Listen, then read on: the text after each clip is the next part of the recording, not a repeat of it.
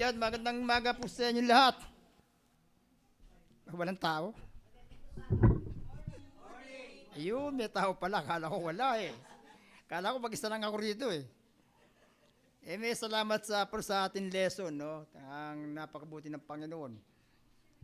Eh, sino ba mga midad na rito? Sino yung gusto sa bayan punan?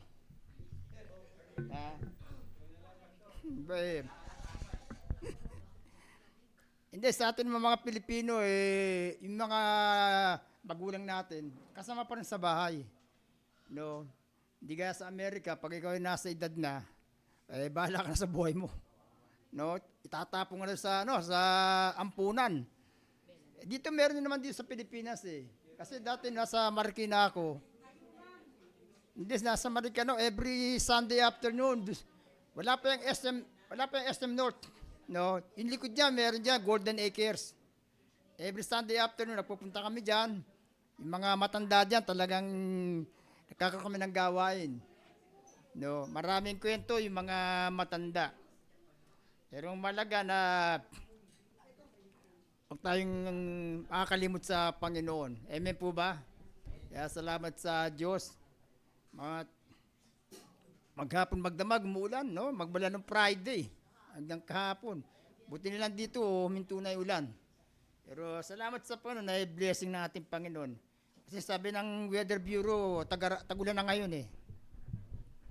Ngayon ang tagulan. Nababago na. Anyway, sa ating Sunday service sa program, ating scripture reading si Brother Joshua. Joshua ba yun? Ikaw ba yun?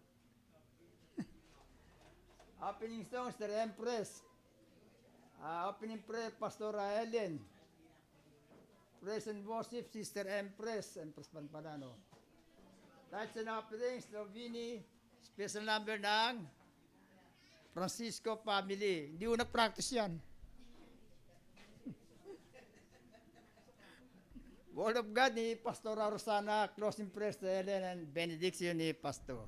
So, tayo lahat ay tumayo para sa ating scripture reading, opening song, opening prayer.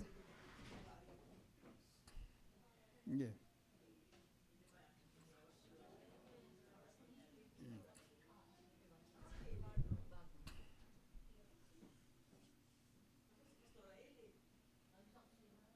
Yeah, opening prayer siya.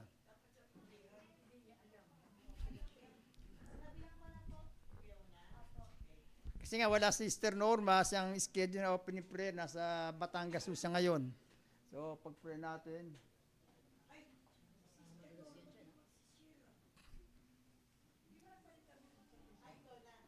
Okay, okay Brother Josh.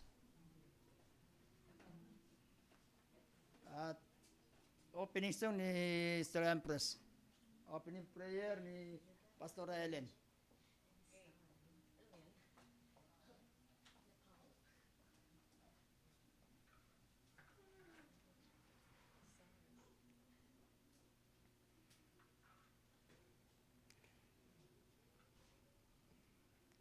Nakatayo po na lahat.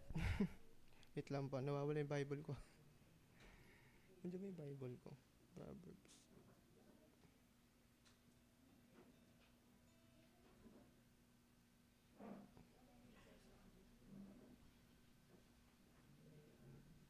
Proverbs, ano po yun?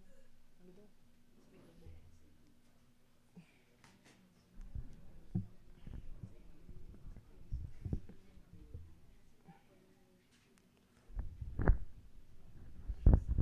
Wait lang ba?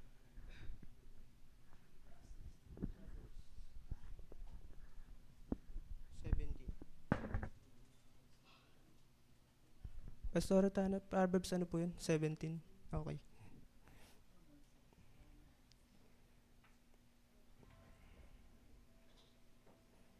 Okay.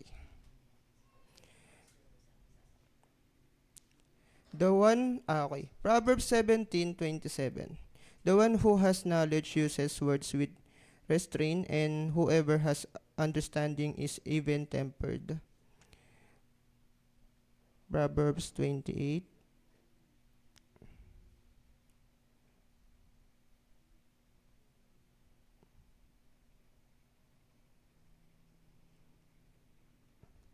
Even fools are taught wise if they keep silent, and discerning if they hold their tongues. Purihin ang salita ng Diyos.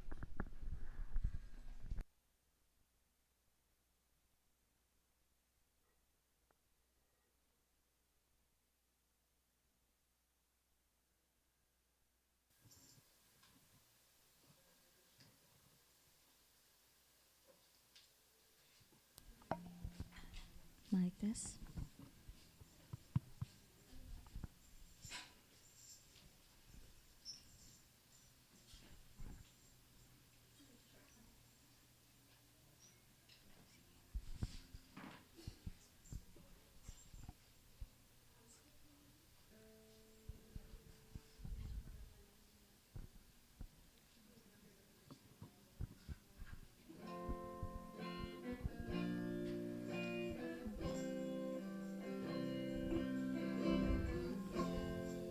Let us all sing, Lord, I lift your name on high po.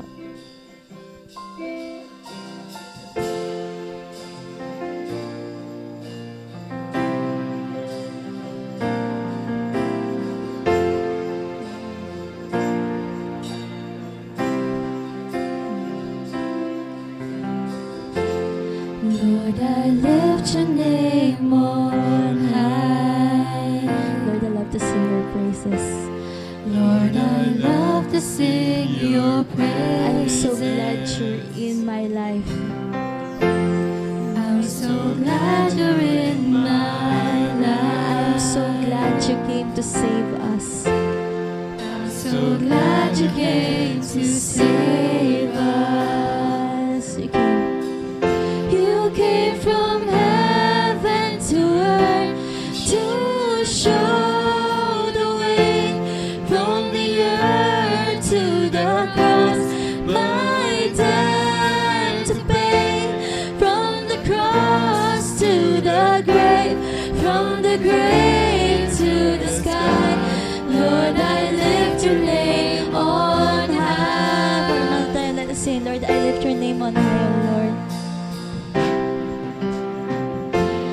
Lord, I lift your name on high. I love to sing your praises. Love to sing your praise. I'm so glad you're in my life. I'm so glad you're in my life. I'm so glad you came to save us. I'm so glad you came to save us. You came from heaven to earth to show the way. From the earth to the cross, my debt to pay. From the cross to the grave, from the grave to the sky. Lord, I lift your name on high.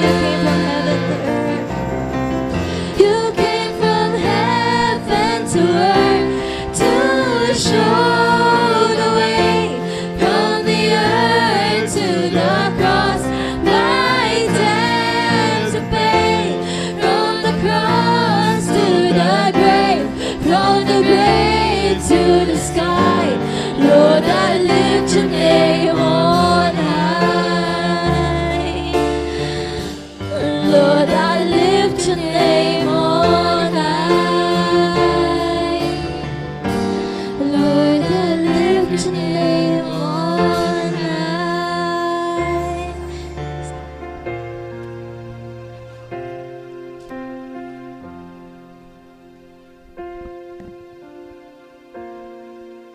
Hallelujah. Tayo po ay dumulog sa panalangin. Hallelujah, Lord. Salamat po, Panginoon.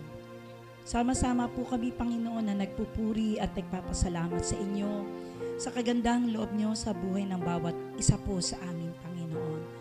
Lord, tunay nga nakitang-kita mo ang aming mga puso, Panginoon. Lord, patawarin mo ang bawat isa amin sa mga nagagawa o nagawa namin mga kasalanan.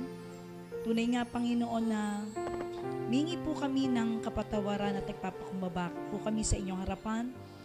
Pakalinisin mo kami, Panginoon, upang ang aming mga pagsabang ito, Panginoon, ay maging mabangong samyo, Panginoon, sa inyong harapan. Sa umagang ito ng aming pagtitipon, tinataas po namin ang banal mong gawain ito, O Diyos, hallelujah, mula sa aming pag-aawitan, Panginoon, at bawat tatayo, Panginoon, sa likod ng pulpitong ito, Panginoon, tunay nga na pagpapalain mo po, gagamitin mo, Panginoon, for your glory. Higit sa lahat, Panginoon, sa anak mo na gagamitin mo na maghahayag, Panginoon, ng inyong mga salita. Dinadalangin ko, Panginoon, na ipagkaloob mo nga po, Panginoon, ang karunungan sa Kanya, Panginoon. Gayon din, Panginoon, ang anointing of the Holy Spirit, Panginoon, at malaya't maranasan namin, Panginoon, ang kapangyarihan mo na siyang magbabago po sa amin ang iyong mga salita na nagbibigay buhay. Pagpalain mo po ang kabuuan ng gawain ito, Panginoon. Hanggang sa inyong pong pagbabalik, Panginoon, maabutan mo kami na sama-sama po na naglilingkod kasama ng aming mga mahal sa buhay. Tunay nga natanggapin mo, Panginoon, ang pinakamataas na papuri at parangal, Panginoon, kadakilaan, sa makapangyarihang pangalan po ng aming Panginoong Hesukristo. Ito po ang aming samot panalangin at ang lahat ay magsabi ng Amen! Amen!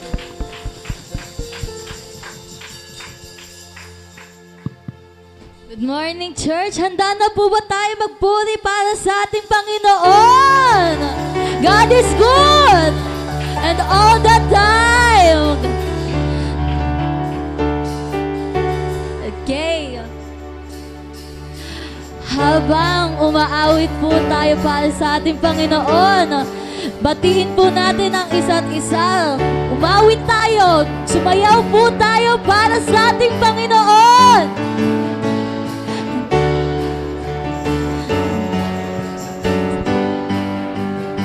Let's go.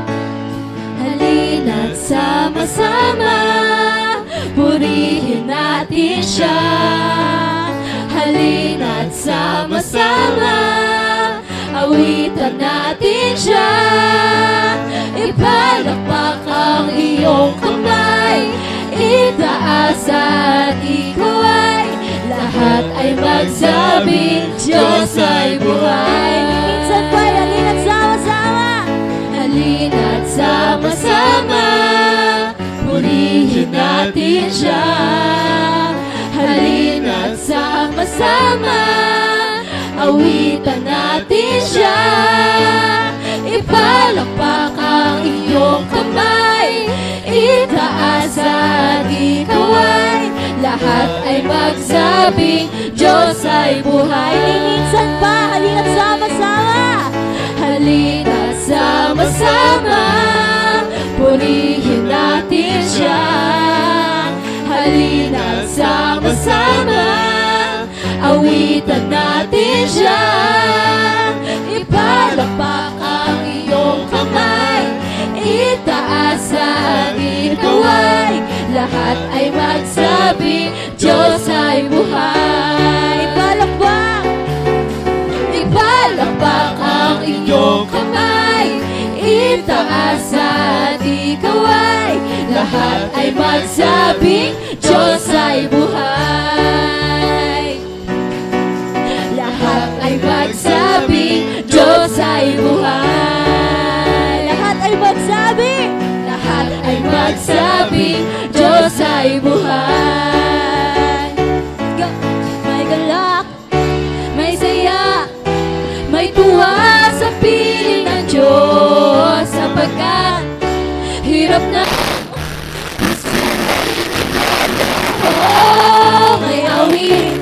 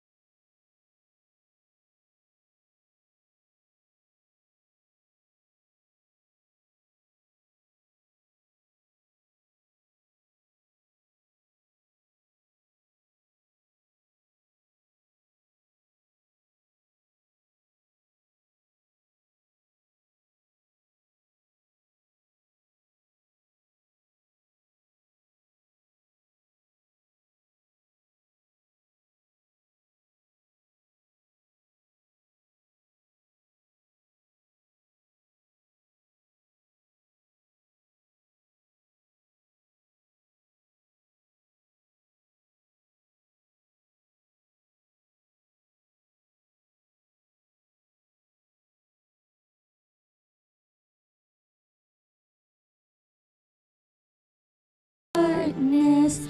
Open my eyes, let me see beauty that made his heart adore you. Hope of a life spent with you. Here I am to worship. Here I am to bow down. Here I am to say that you're my God. You're altogether lovely, altogether worthy, altogether wonderful to me.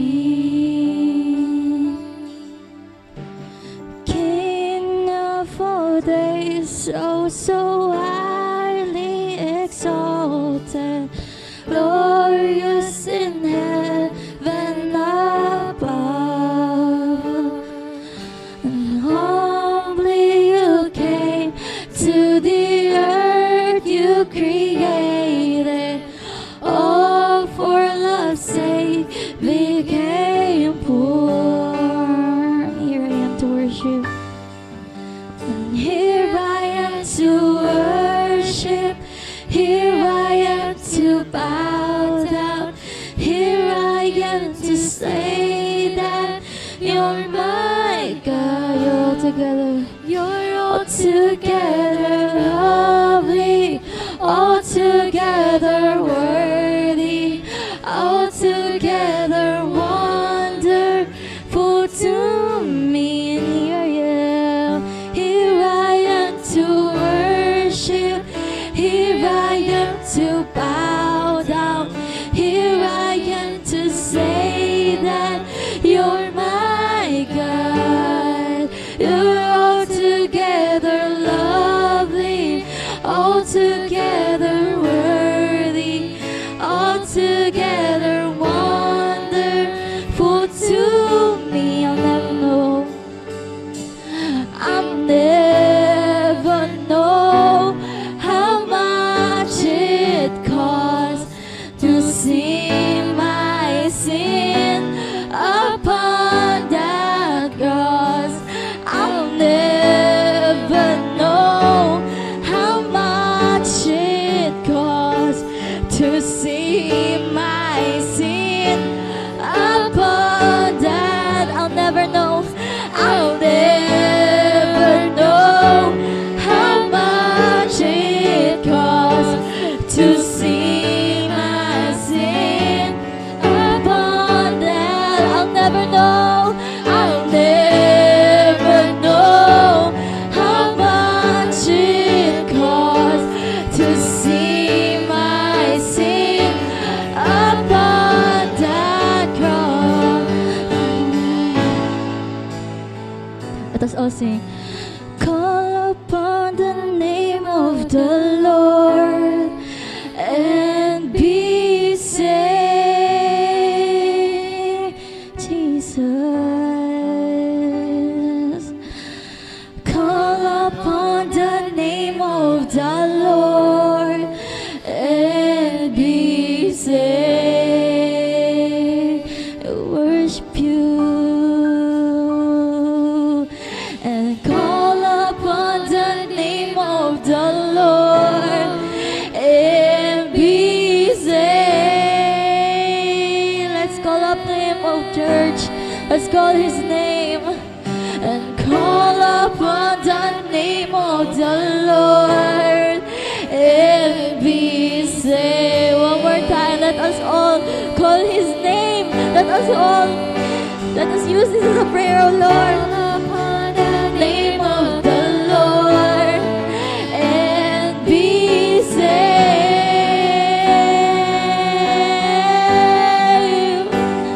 And then we call upon the name of the Lord and be saved. And I'll never know how much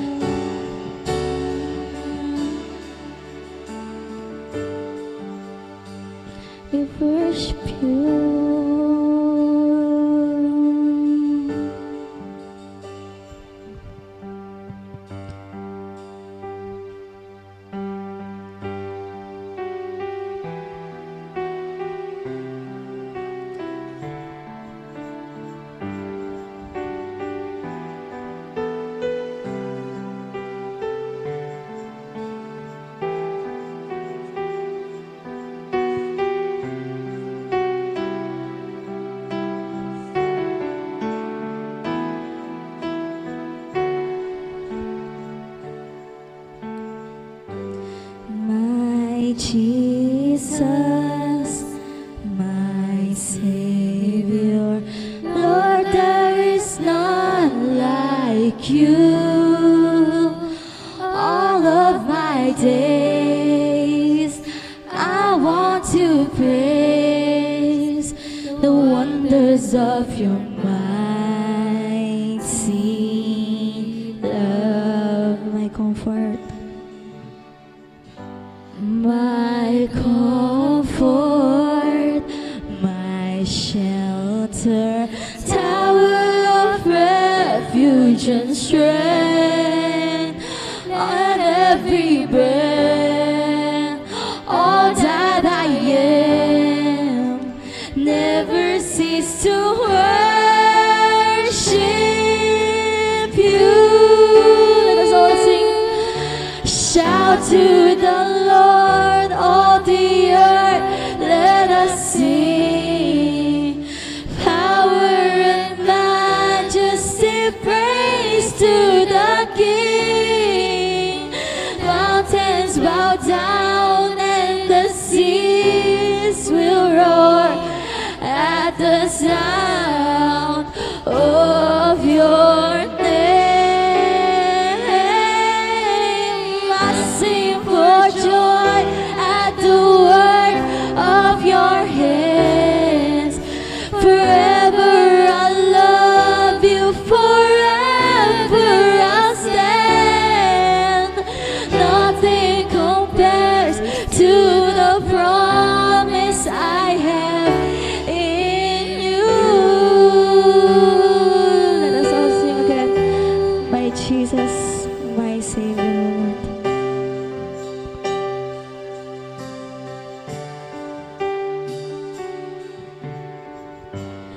My Jesus, my Savior, Lord, there is none like you. All of my days, I want to praise the wonders of your mighty love. My comfort, my shelter, tower of refuge and strength. Let every breath, all that I am, never cease to worship you. Everybody sing. Shout to the Lord, all the earth, let us sing. Power and majesty, praise to the King. Mountains bow down and the seas will roar at the sound of your name. I sing for joy at the work of your hands. Forever I love you, forever I'll stand. Nothing compares to the promise I have. Shout to the Lord, shout to the Lord, all the earth, let us sing. Power and majesty, praise to the King. Mountains bow down and the seas will roar at the sound of your name. I sing for joy at the work of your hands. Forever I love you, forever. Yes, church.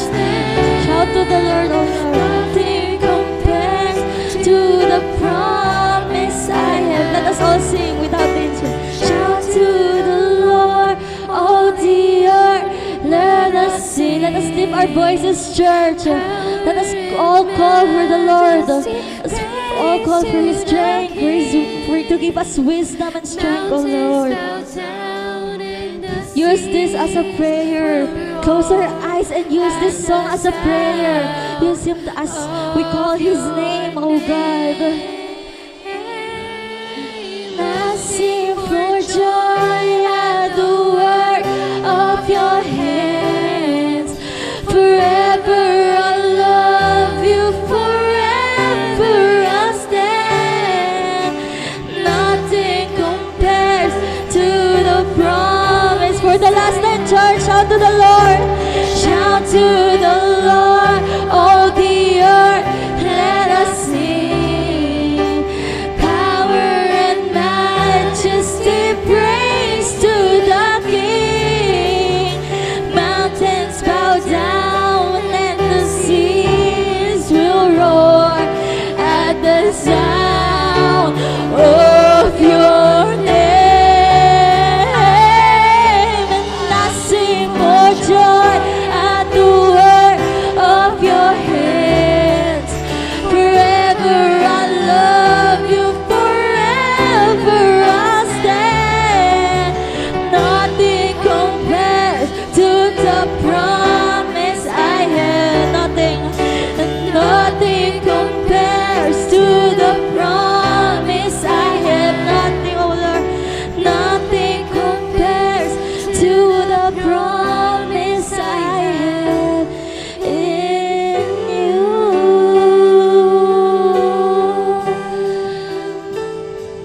Jesus.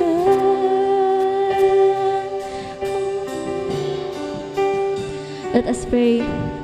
Lord, maraming salamat po sa araw na ito na kami nakarating dito sa bahay niyo, O Lord, ng ligtas. At kami dito nagpupuri para sa inyo, Panginoon, O Lord. Humihingi po kami sa lahat ng mga naging kasalanan po namin, sinadyaman po ito o hindi, O Lord. We ask for your guidance. We ask for your strength. We ask for your wisdom, O Lord. We are very thankful for all the blessings that we receive every day, O Lord. And we are very grateful and thankful. And lahat ng anak ng Diyos, lahat po tayo magsabi ng Amen and Amen and Amen.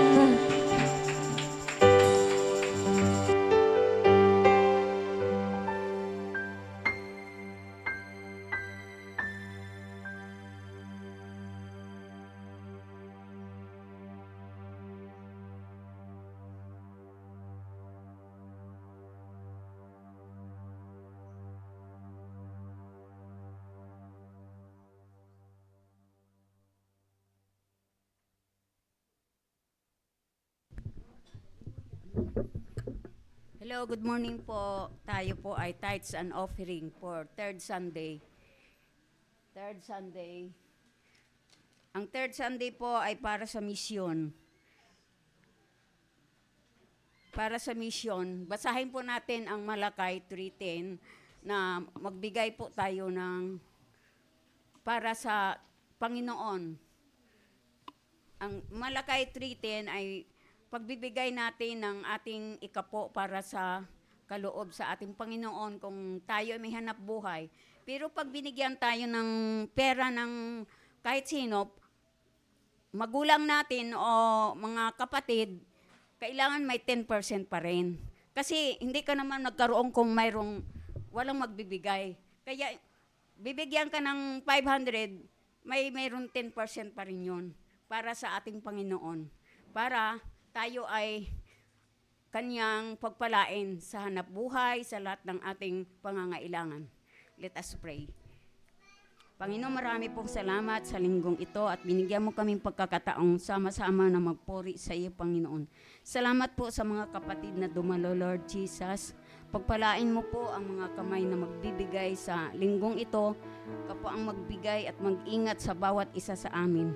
Pagkalooban mo po kami ng hanap buhay kung mayroon kaming pagkukulang, Lord, ikaw po ang magbigay ng conviction sa bawat isa sa amin na kami po ay maging tapat sa iyong harapan, Panginoon.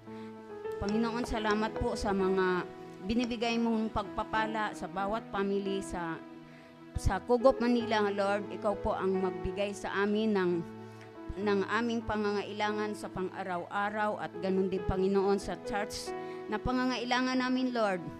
Alam mo ang lahat, Panginoon, kung nanggagaling sa iyo ang lahat, Panginoon. Marami pong salamat sa pangalan ni Jesus. Amen.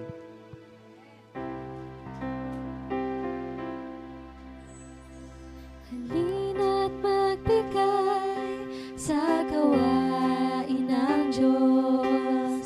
Kung nais mong ika'y pagpalaing lubos, halina't ihandog ang mabuting hain, kasabay ng pagsambay, pagpupuri. Halina't magbigay sa gawain ng Diyos.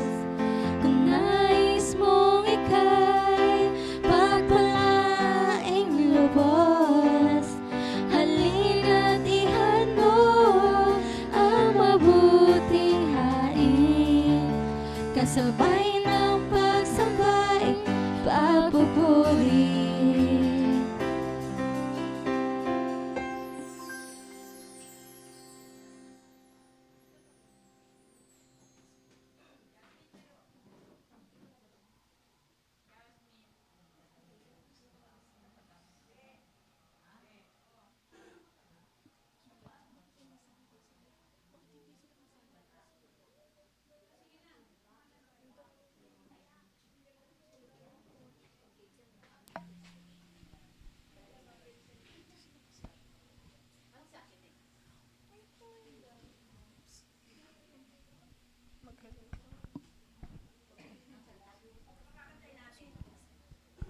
Kasandalisay na nga.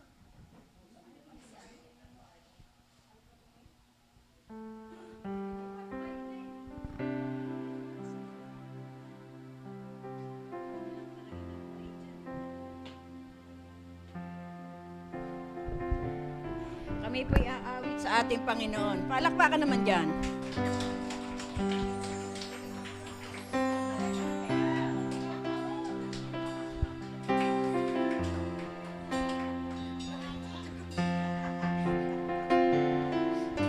Siyempre, may commercial.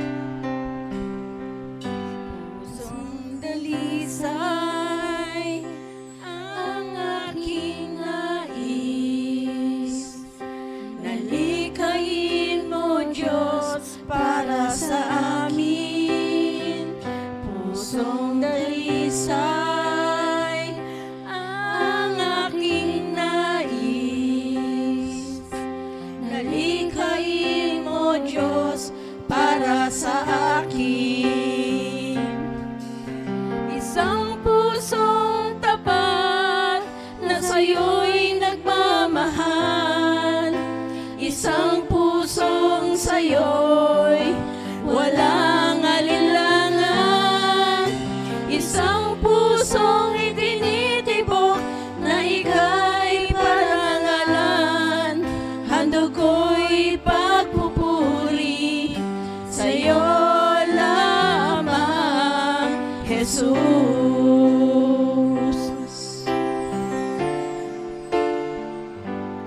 Pusong dalisay ang aking nais, nalikayin mo, Diyos, para sa akin. Pusong dalisay ang aking nais, nalikayin mo, Diyos, para sa akin. Isang pusong tapat na sa'yo'y nagmamahal, isang pusong sa'yo'y walang alinlangan, isang pusong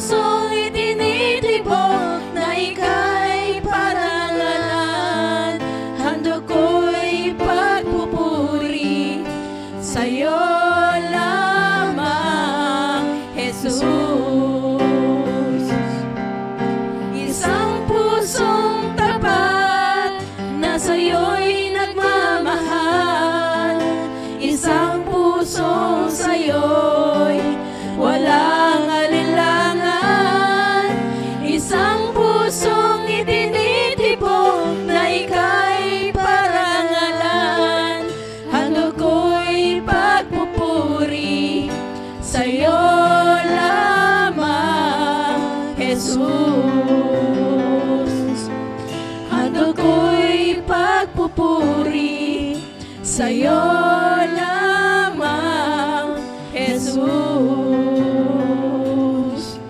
Handog ko'y pagpupuri sa'yo lamang, Jesus. Amen.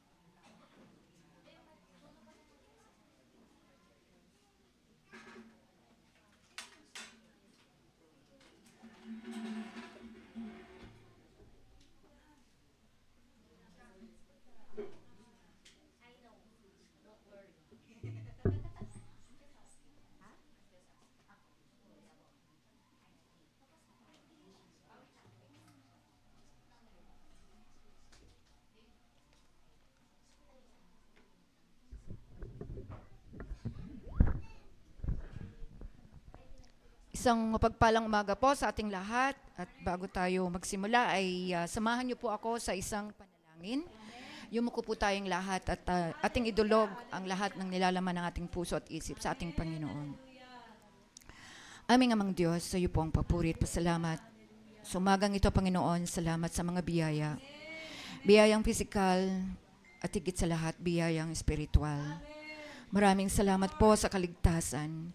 Maraming salamat po sa pagmamahal na binigay mo sa amin. Maraming salamat sa iyong bugtong na anak na inalay ang kanyang buhay para sa aming mga kasalanan. Panginoon, sa oras na ito, humihingi po ako ng gabay. Hindi lamang po para sa inyong lingkod, kundi sa lahat ng narito, Panginoon.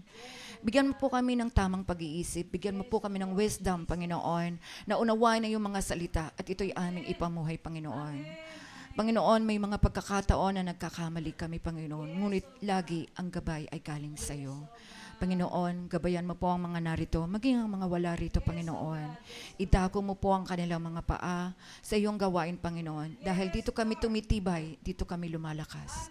Ang lahat po ng papuri at pasalamat ay tanging sa iyo lamang. Sa pangalan ni Jesus. Amen.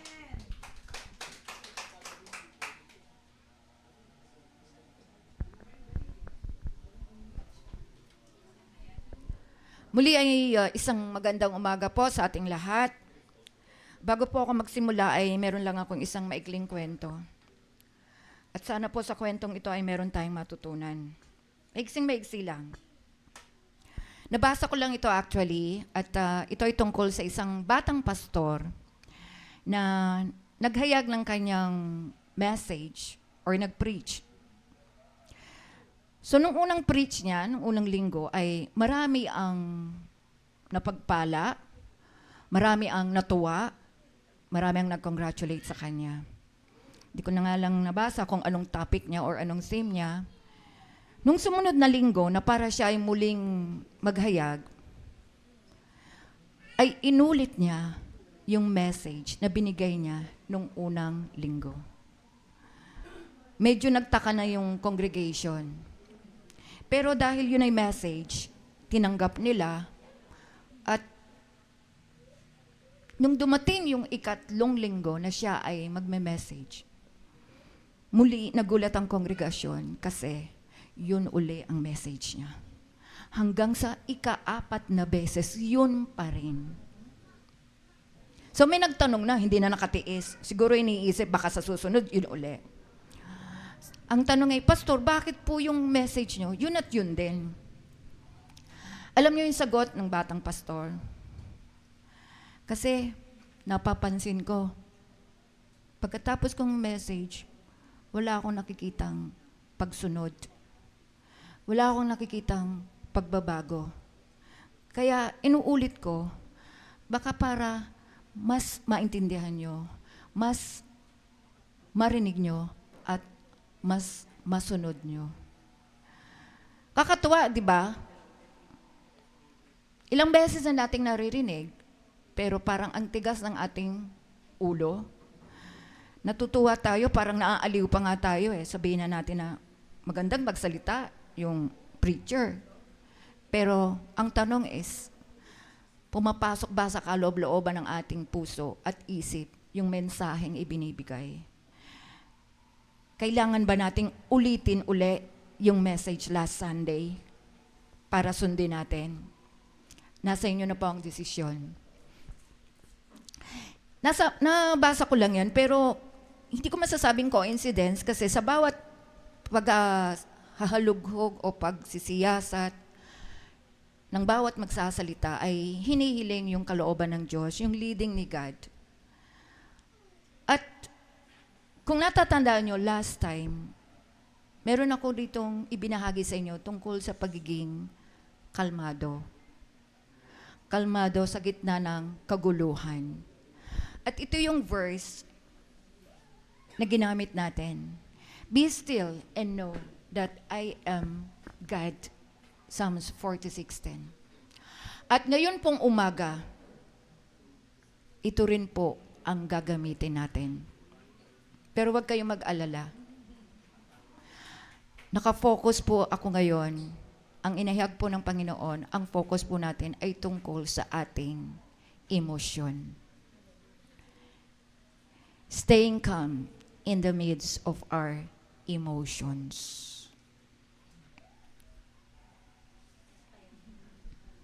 Kung napakinggan nyo po or kung nakibasa kayo or nabasa nyo yung ating scripture, ito po ay nasa Proverbs 17:27 to 28.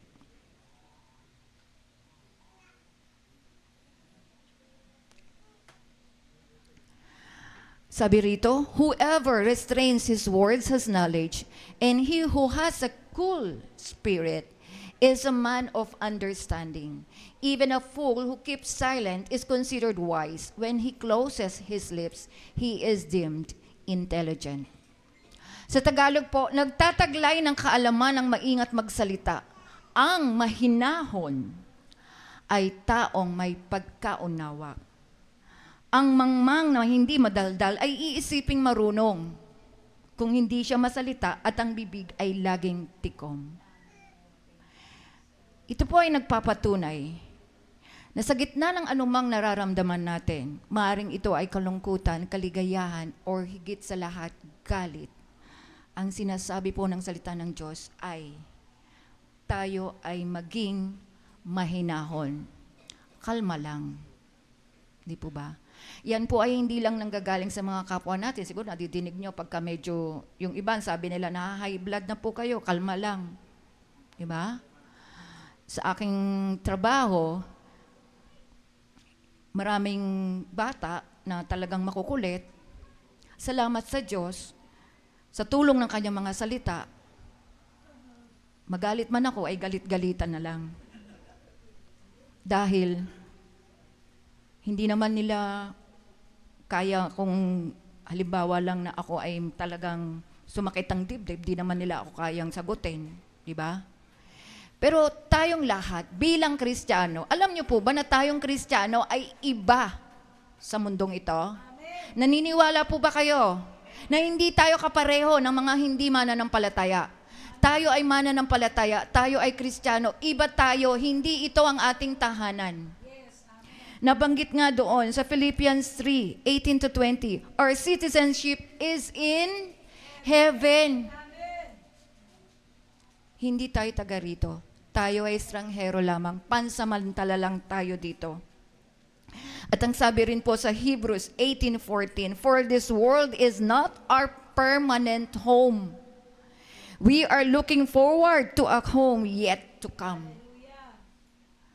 Yun ang pagkakaiba natin. Huwag nating ipapareho yung sarili natin sa mga hindi mananampalataya. Tayo ay iba. We are a chosen generation. Amen.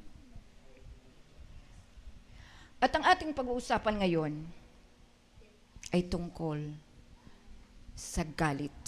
Sino sa inyong galit ngayon? Siguro naman wala, ano?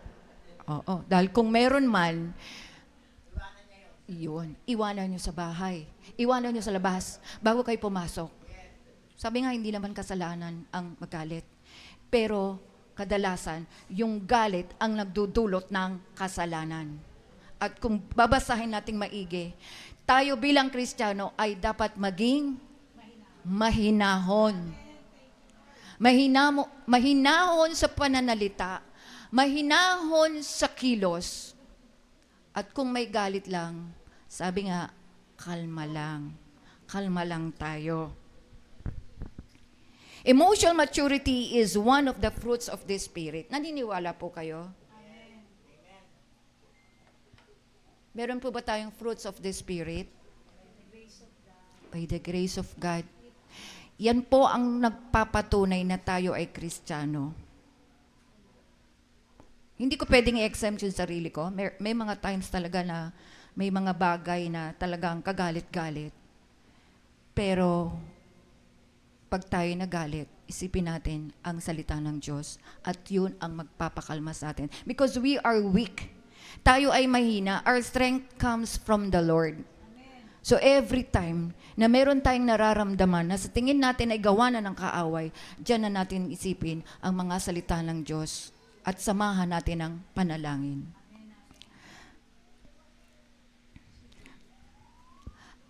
The emotional realm is how we respond to the world around us. Our pattern reactions, conditioned responses, our ability to listen and witness, and our hot buttons. Ano po yung hot buttons?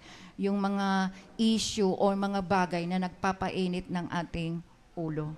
Sa gitna ng ating mundo, kabi-kabila yung kaguluhan. Di ba?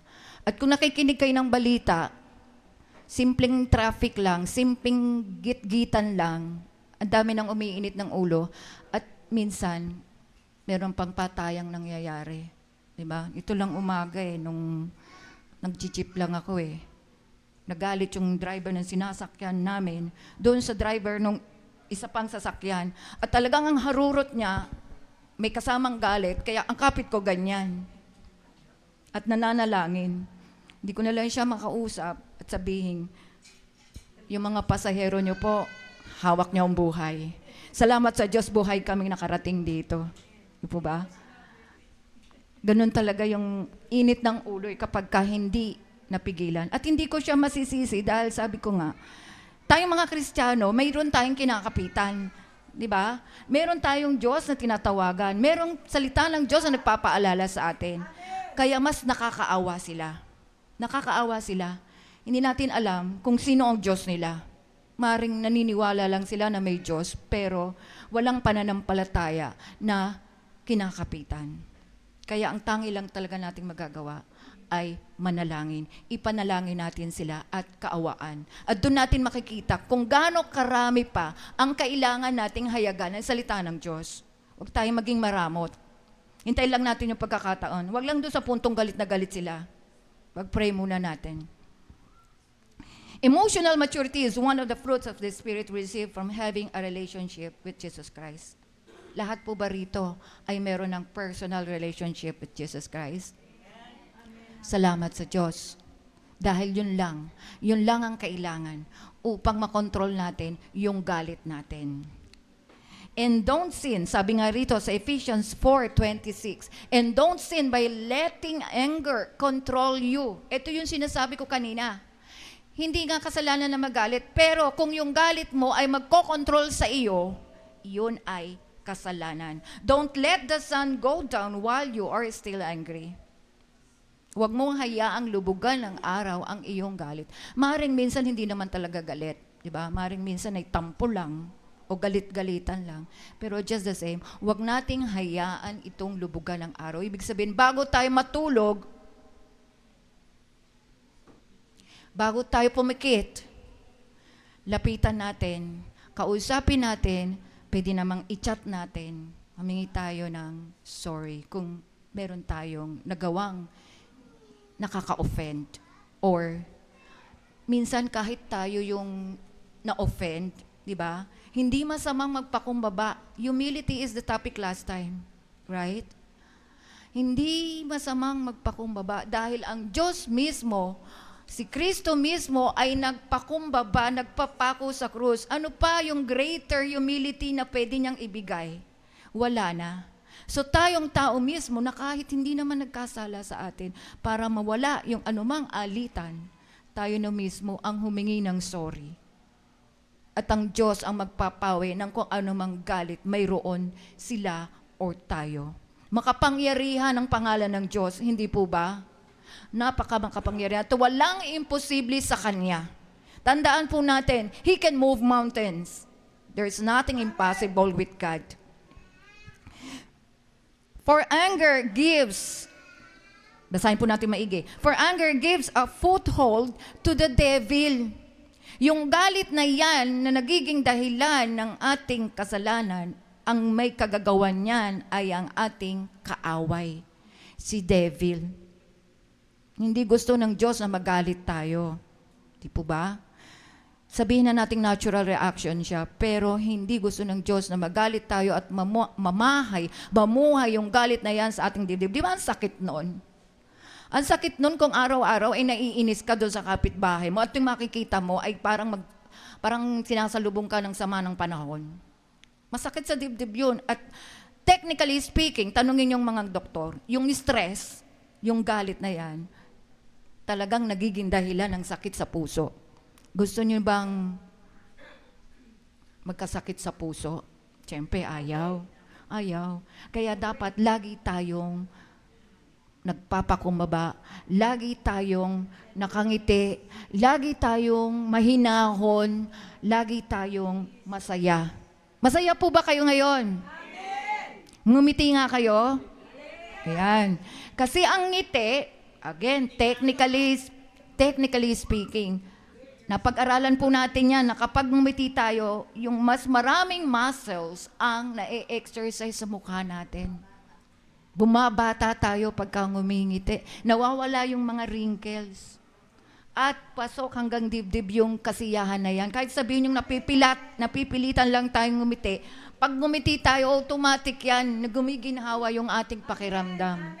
Imbis na ikunot natin yung noo, di ba? Tayo ang apektado pag tayo ay nagagalit. Di ba? Yung kapitbahay natin, kinaisan natin, tuntua pa nga yun pag nagagalit tayo So tayo yung pinaka-apektado.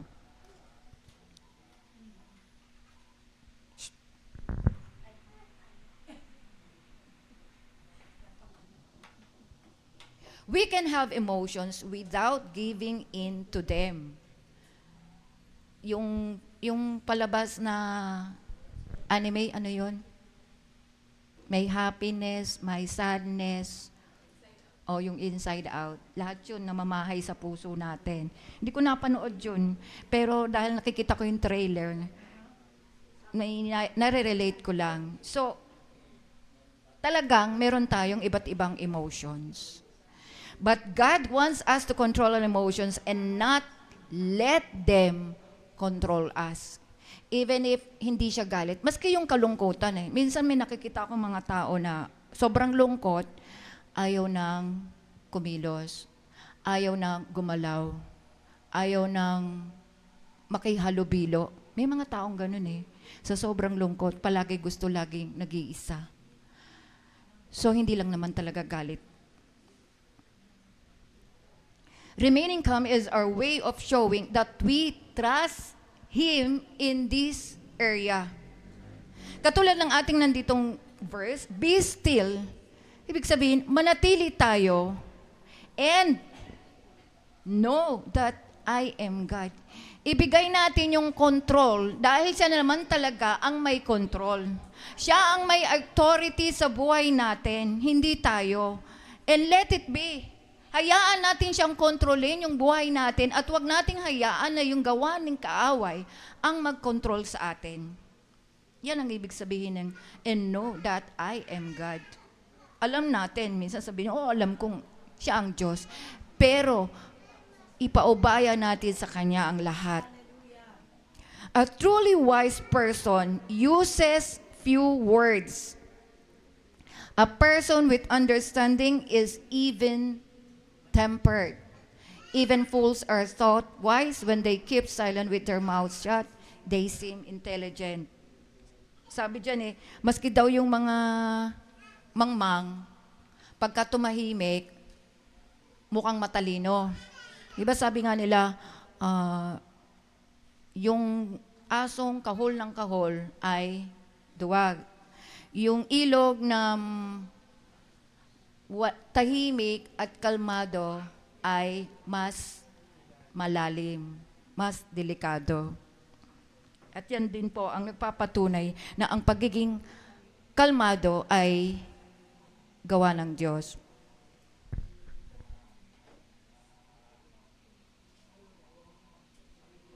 Speaking in anger is spiritually dangerous.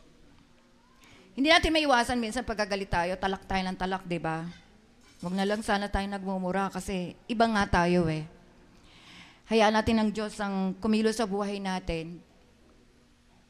Kung natatempt or kung nabibigla, minsan may naririnig pa akong ganun out of kabiglaanan, sasabihin ay negative or bad. Isipin natin na lahat ng mga negative na nangyayari or pumapasok sa isip natin, isa lang ang pinanggalingan. At yan ay ang ating kaaway. Our words are powerful. Sabi nga, ang ating dila ay isang matalim na tabak. So, kung tayo ay merong gustong sabihin dahil tayo ay galit, hintayin natin na kumalma. It is the same tongue din ang ginagamit natin sa pag-share ng Word of God. Di po ba? Powerful. So, even gamitin natin siya sa pagsasalita ng salita ng Diyos or sa pagsasabi ng hindi magandang words, pareho siyang powerful. So, saan natin siya gagamitin? Instead na magsalita tayo ng negatibo sa ating kapwa, gamitin natin ang ating dila sa paghahayag ng salita ng Diyos. Yung power na yan, huwag nating sayangin sa walang kabuluhang bagay. Gamitin natin kung saan natin dapat gamitin. Controlling the tongue allows us to control the whole body. Hindi lang naman yung tongue ang ating iingatan. Pati na rin yung ating buong katauhan, yung ating buong katawan.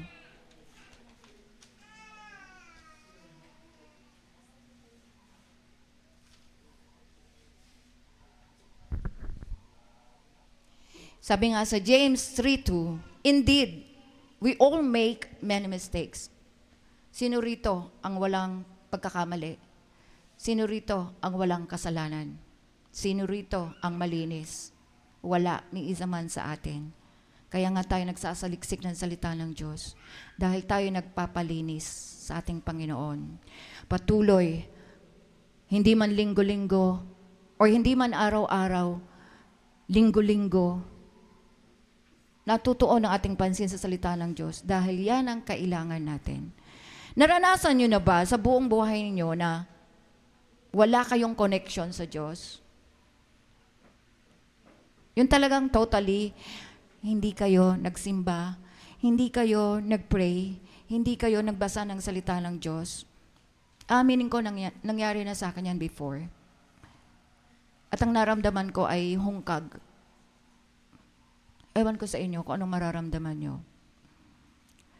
At yung kahungkagan na yun, ang gagamitin ng kaaway, yun ang papasukin niya para tayo ay tuluyan ng lumayo or makagawa ng kasalanan. For if we could control our tongues, we will be perfect and could also control ourselves in every other way. Alam ko mahirap para sa atin Mahirap talaga. Kasi sabi ko nga ako nararanasan ko yung halos araw-araw Madalas naiinis ako Pero if you're going to ask God for the strength, and that is what I do, lalampasan. Pero kung ikaw lang mag-isa, ang hirap, sobrang hirap. Sobra. Yung bang inis na ka na, tapos, pigil ka na.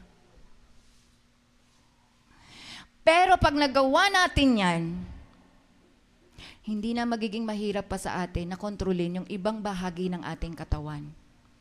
Number 1 na hirap kontrolin talaga yung bibig natin eh. Di ba?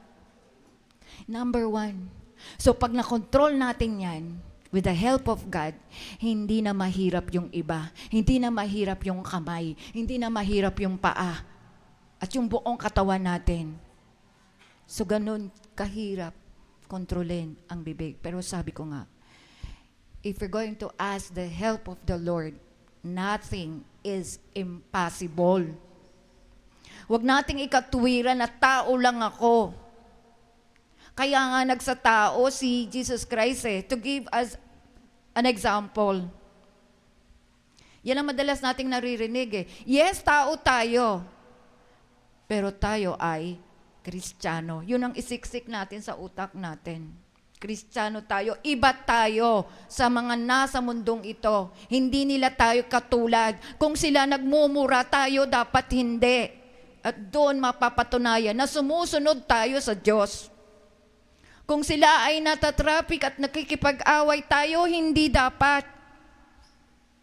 Kung tayo ay nalalamangan, hindi rin tayo dapat magpa-control sa galit natin. Kalma lang. Keep cool. Keep cool. And that is ay kautusan ng ating Diyos. It's from the Bible. Hindi gawa ng tao lang. But me, as a practical person, I also consider it as practical. Bakit ako magpapa-control sa galit ko kung yun ay ikasisira ko, hindi lang ng aking kaluluwa, kundi ng aking katawan? Di po ba? Huwag tayong gumaya sa mga tao sa labas. Huwag tayong gumaya sa unbelievers. Minsan nababasa ko pa sa mga comments. Sinusulsulan pa. Minsan gusto kong mag-comment. Kaya lang baka mabash ako. Ang gusto kong i-comment, yung positive. Kaya lang minsan nababash pa rin kahit positive ang i-comment mo Kaya pinagpe-pray ko na lang. Yun ang hirap sa mga tao sa labas Kahit maganda yung layunin mo, minsan, dahil sila ay guilty, especially yung mga non-believers, pagtatanggol nila yung sarili nila, ang sasabihin pa sa'yo, ipokrita ka. Nagmamalinis ka. Di po ba? Naranasan nyo na yon? Yung pagiging Kristiyano mo ang tinitira nila dahil hindi sila Kristiyano. Dahil sarado yung isip at puso nila sa salita ng Diyos. Nakakalungkot. Mas nakakalungkot sila. Mas nakakaawa sila. At dahil doon, dapat natin silang abutin. Dapat natin silang abutin. Kung hindi pa kaya ng dila natin, show them ourselves as a good example. Magningning tayo, magliwanag tayo.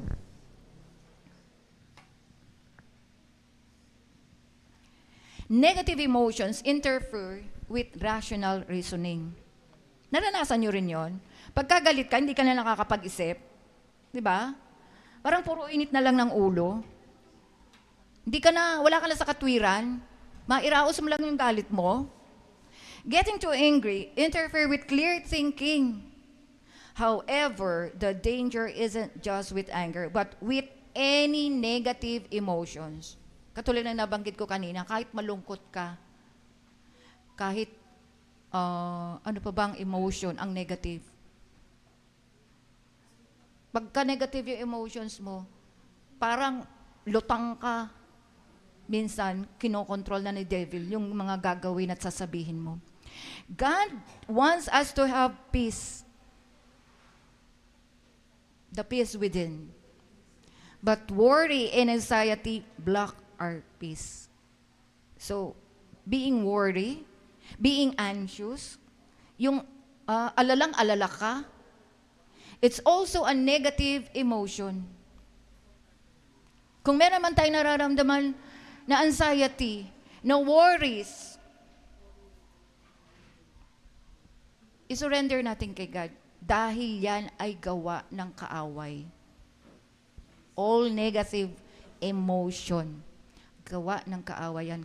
Kaya na-hamper yung posibilidad na magamit tayo ng Panginoon. Nabablock yung ating peace, nahaharang yung peace natin. Kasi iniisip natin, may anxiety ako, galit ako, malungkot ako. So yung emotions na yun ang nagkocontrol sa'yo. Nasaan si God? Minimenos mo si God. Kinakatwiran mo, ako eh, ganito ako eh. Saliksikin mo yung sarili mo. Kung ikaw yun, asan si God sa puso mo?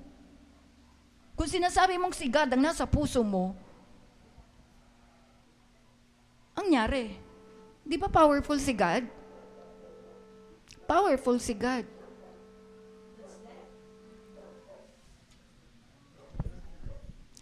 Sabi nga rito, sa Philippians 4, 6 and 7, don't worry about anything. Instead, pray about everything. Lahat, everything, lahat ipag-pray natin. Ultimo yung anxiety natin, yung galit natin, yung lungkot natin, yung negative emotions natin. You pray everything to God. Laki-laki lang God natin eh. Powerful yung God natin eh. Di ba? Pray about everything. Tell God what you need.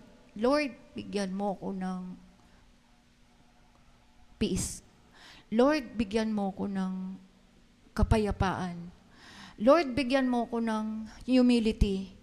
Lord, bigyan mo ko ng kasiyahan sa gitna ng kalungkutan. Lord, bigyan mo ko ng wisdom.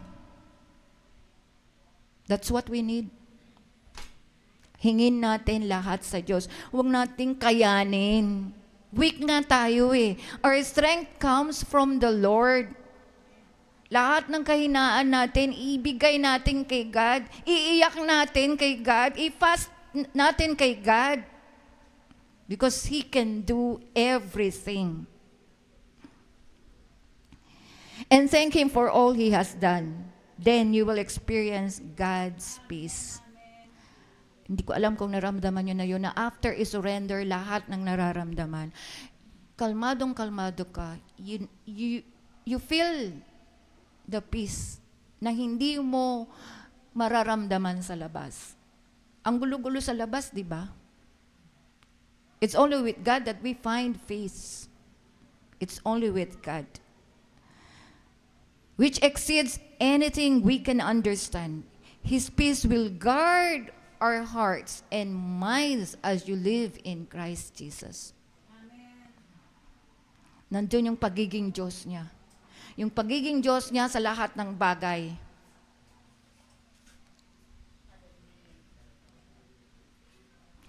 Siyempre may advantages. Bukod sa mga nabanggit ko kanina. Pero ito, pag-isipan nating maigi. It strengthens our relationship. Kanino tayo may relasyon? Unang-una kay Lord. Kinakausap, nagpe-pray ba kayo ng galit kayo kay God? Hindi naman, di ba? Pag nagpe-pray tayo kay God, talagang may pagpapakumbaba.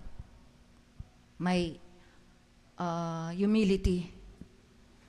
Bukod sa Panginoon, kanino tayo may relationship? Tingnan niyo yung katabi niyo. May relationship kayo sa katabi niyo? Yes.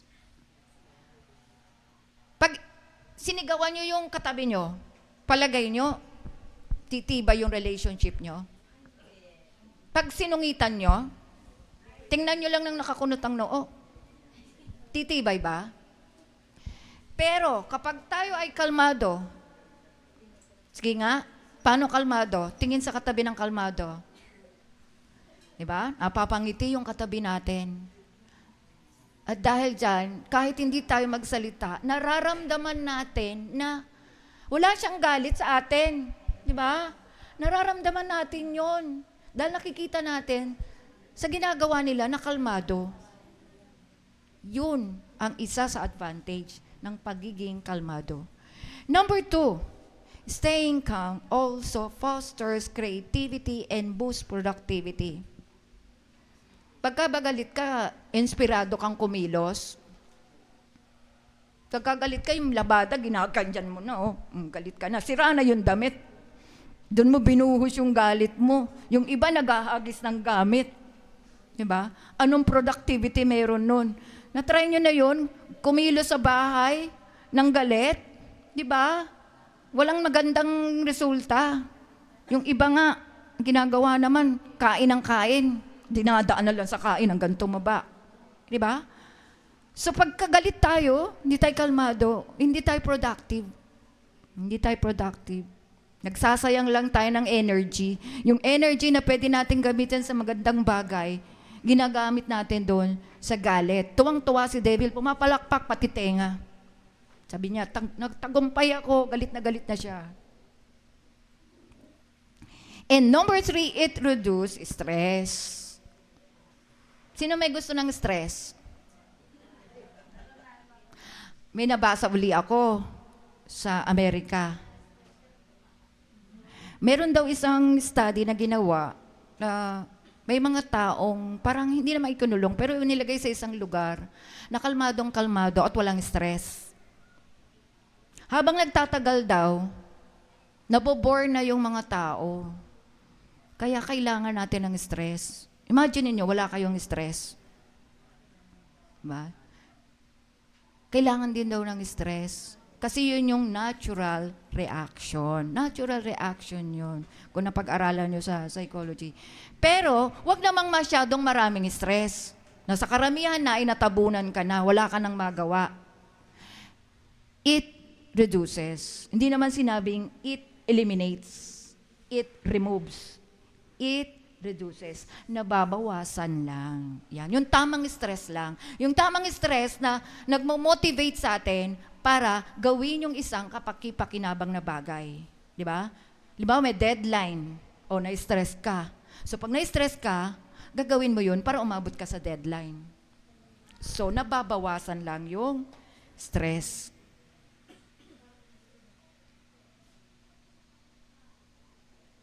Wala na? Yan. So, meron akong acronym dito. Yung CALM, C-A-L-M, C for compassion. May compassion po ba tayo? May compassion po ba tayo sa kapwa natin?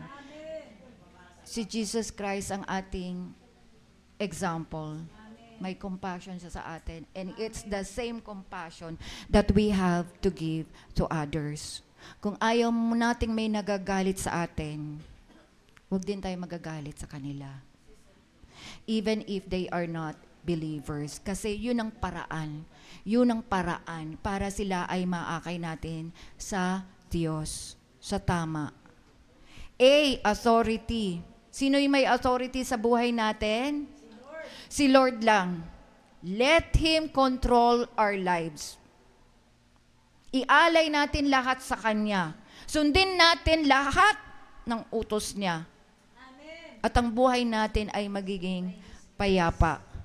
Magkaroon man ng giyera, guluhan sa paligid natin, payapa pa rin ang puso natin kasi alam natin, makakapiling natin ang ating Panginoon sa langit. Hindi pwedeng nakawin sa atin yan, yung peace na yan. Na kahit maingay sa paligid natin, nakakatulog tayo na walang inaalala. L, lessons. Ano yung natutunan natin ngayon? Ang magalit, pangit. Ang magalit, ay hindi tama. Huwag magkasala. Kung ito man ay natural reaction, right away, right away, nararamdaman natin na unti-unti nang umakyat yung dugo sa ulo natin, unti-unti nang umiinit, doon pa lang sa umpisa, mag-pray na tayo. Mag-pray na tayo kay God. Walang imposible sa Kanya. Moments, ito yung pinaka-importante talaga. At nabanggit ko na before. Spend quiet time with the Lord. Napaka-fulfilling niya sa ating kaluluwa. Quiet time, ibig sabihin, ikaw at ang Diyos lang ang nag-uusap. You can start it with reading a Bible verse. And then, pag nilayan yung word na yun, and then, you talk to God. Napaka-importante ng communication. Yun yung moments na tinetreasure ni God at i-treasure din natin. Minsan kasi sa gitna ng kabisihan natin, nakakalimutan na natin o kaya nagiging na siya nasa ibaba ng priorities natin eh. Dapat first priority ang ating Diyos. Yun ang ating mission. Yun ang ating dapat gawin. Unahin ang Diyos sa lahat ng bagay. At lahat ng pangangailangan natin, ibibigay niya. Lahat ng negative emotions, tatanggalin niya. Minsan nakadepende na lang sa atin. Huwag nating pairalin yung ako. Si God ang nandyan sa puso natin. Pairalin natin si God. May tanong ako. Uulitin ko po ba yung mensahe ko sa susunod na pagtayo ko rito? May natutunan po tayo. So wala nang magagalit. Salamat po. Mag-pray po tayong lahat. Aming Amang Diyos, muli, tinataas namin ang iyong pangalan. Ikaw na hari ng mga hari. Sa iyo, ang kataas-taas ang papuri, God. Hallelujah. Lord, punong-puno ng pasasalamat ang aming puso. Sa maikling pagkakataon na narinig namin ang iyong mga salita, Panginoon, ay nabusog ang aming puso, nabusog ang aming isip, Panginoon, at nagpaalala ka na ang galit, kapag ka pinabayaan namin, ay magiging dahilan ng paglayo namin sa iyo, Panginoon. Panginoon, kung kami man po ay nagkaroon ng galit sa aming kapwa, ikaw po ang tumunaw nito, Panginoon. Ikaw po ang mag-alis nito sa aming puso at huwag na tong muling bumalik dahil alam po namin ngayon na ang galit ay maaaring mag-lead sa kasalanan. Panginoon, linisin mo kami. Gawin mo po kaming kumikinang sa iyong paningin, Panginoon. At ang liwanag na ito ang makita ng mga unbelievers upang sila ay aming maakay patungo sa iyo, Panginoon. Panginoon, bigyan mo kami ng pangunawa. Bigyan mo kami ng pagsunod sa iyong mga salita, Panginoon.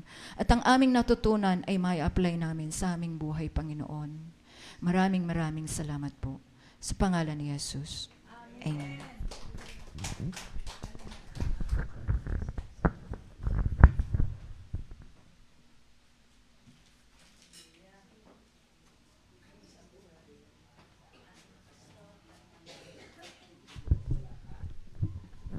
Galit pa ba kayo sa akin? Praise God. No. Sabi nga sa Bible hindi po masamang magalit. Amen po ba? Nga sabi nga, be angry and sin not. At huwag mong hayaan lubugan ng araw ang iyong galit. Amen po ba? Hindi nga po na normal lamang na tayo nagagalit, tao lang tayo. Alam mo nang ginagawa na hindi na mabuting ginagawa, tuwang-tuwa ka pa rin. No?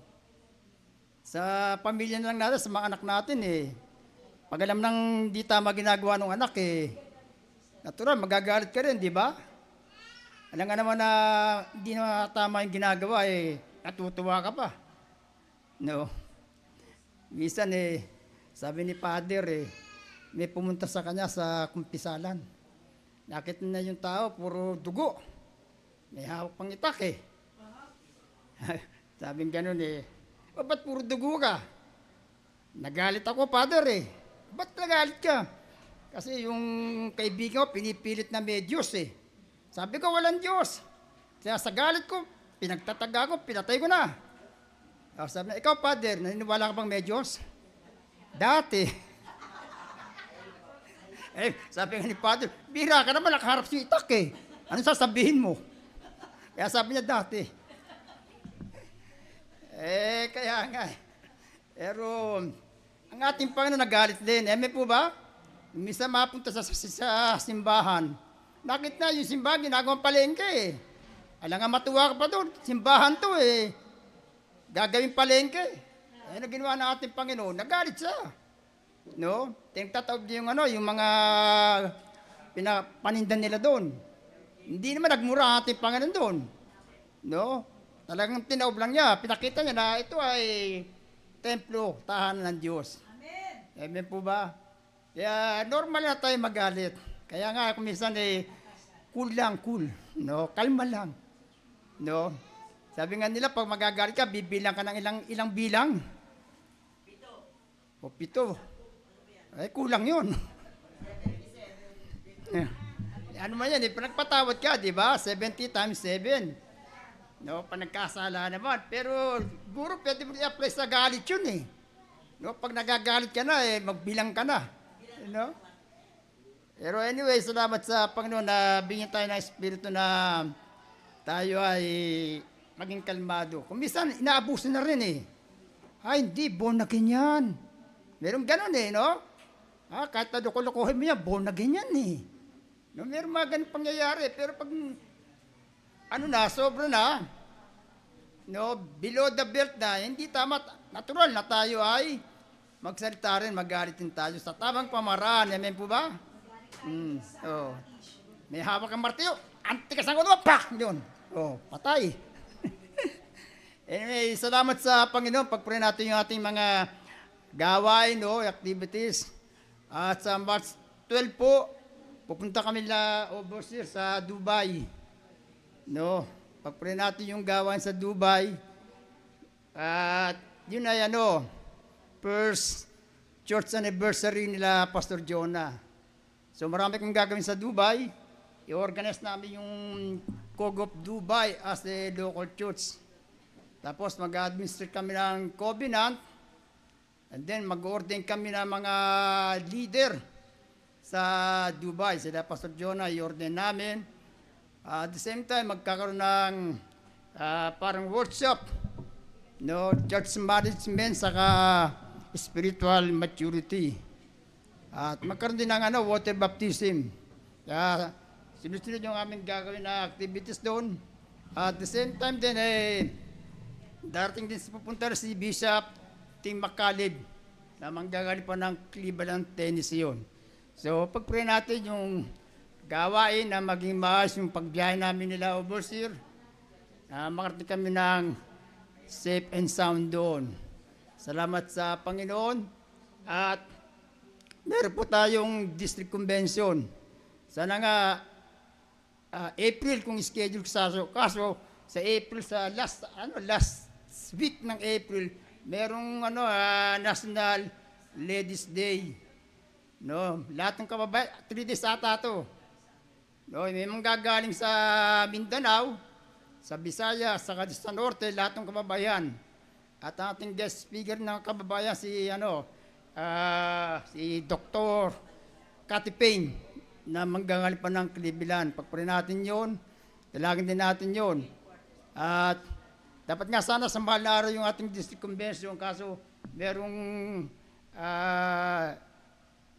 kung retreat o fellowship ng mga youth sa Taytay.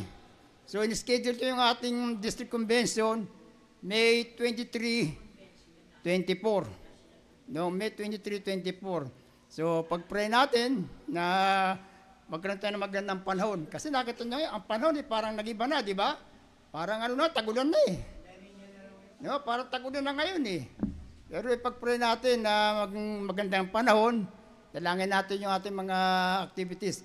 At sa Sunday po, wala po ako rito. nasa Bagong Silang po ako sa newborn. No? Sa Caloocan, sa Bagong Silang Church. At marami tayong ayusin sa lugar na 'yon. Kaya salamat sa Panginoon lahat ng ating activities. Pag-pray natin 'yun. At ito nga busy ako sa paggawa ng program para sa ating district convention. Kaya salamat sa Diyos. Na alin? May 23, 24. So, lagyan nyo, matagal pa, no? I-kalendaryo natin, May 23, Sabado, tingyo. Whole day ng Sabado yon at half day ng Sunday. So, meron na pa tayong date ng ating district convention, May 23, 24. District yun, district. Wala tayong national. Next year yung ating national. No? O April, May pa naman yun. Ano, yung huli, last Sunday ng May yun. Sana nga, may yung first Sunday, kaso masyadong, sabi ni Steph Lord, masyadong dikit sa Ladies' Day. Kaya nilagay ko sa last Sunday ng May, para merong agot din. So, mag-ready tayo sa ating, ito sa Metro Manila lang. Di na kasama sa Nueva Ecija. Iba na yung kanilang district convention, iba na rin yung ating district convention. Hinati na namin. No? So, pag-pray natin yung mga gawain doon at pray natin na tayo makapag-share. Sabi nga, Steph Lord, sabi ko, maganda ba i-share natin mga local church? Sabi niya, ang share natin, ang bawat local church ay 10K. No? Ang alin? Hindi, ang district convention na whole day ng Sabado. Hindi, pwedeng uwian, pwedeng doon na kayo matulog para. Tapos hanggang kalahating araw ng Sunday. Kasi gabi na matatapos ng Sabado yun, alang mag-uwian pa kayo. May matutulugan naman kayo doon. Huwag kayo mag-alala, yung kubo nyo inaayos ko na. No, nilagyan ko na ng aircon. Nilagyan ko na ng wifi. Ano pa gusto nyo, may flat TV pa. Di ba? Kaya yung kubo nyo, inaayos ko na yung kubo nyo. Ay, kung nakakulay pink. Sisingit lang ako kay Pastor, announcement lang po yung ating sa finance meeting po sa Sabado. Lahat po ng ating finance member, na message ko na po kayo.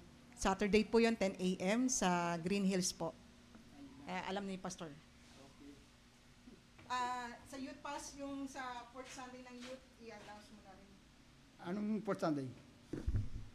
Valentine. Saan pala?